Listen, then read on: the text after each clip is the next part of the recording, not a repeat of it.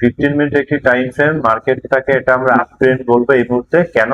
Market তার এই previous হাইটি break করে দিয়েছে 15 মিনিটের ক্যান্ডেল। সো এটা অবশ্যই খুবই একটা ইনফরমেটিভ ব্যাপার। সো এখানে যদি আপনি এই 15 মিনিট টাইম ফ্রেমের রিসেন্ট যে সাপোর্ট, এটা যদি আপনি মার্ক করতে পারেন এবং যদি দেখেন মার্কেটের কাছাকাছি আসে, তাহলে অবশ্যই সেখান থেকে একটা পসিবল রিভার্সাল হতে পারে।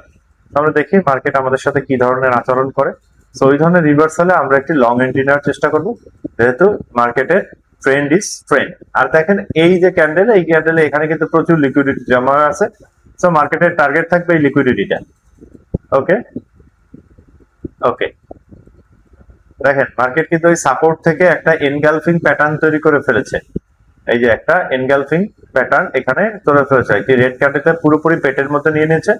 সো আমরা এখান থেকে যদি মার্কেটে এন্ট্রি প্ল্যান করি, এখান থেকে যদি আমরা এন্ট্রি প্ল্যান করি এবং আমাদের স্টপ লস যদি একটু নিচে রাখি এবং টার্গেট আমরা রিসেন্ট এই হাইটেই রাখলাম, এর কারণ কি দেখেন, লজিক দেখেন। লজিক হলো মার্কেটের এই সব জায়গাতে প্রচুর সেলার, সো তাদের স্টপ লস হিট করতে হবে। সো আমরা এই পর্যন্ত রাখলাম না, আমরা তার নিচে টার্গেট রাখলাম। দেখি মার্কেট আমাদের সাথে কি ধরনের বিহেভ করে। সো সেই স্টপ লস গুলো মার্কেটে হান্ট করতে যেতে হবে। দেখেন যেটা বলেছি, এই যে স্টপ লস, এটাকে মার্কেট হান্ট করেছে। সো এভাবে লজিক্যালি যদি আপনি মার্কেটে এন্ট্রি দিতে পারেন, আপনার প্রফিট মাস্ট হবে ইনশাআল্লাহ।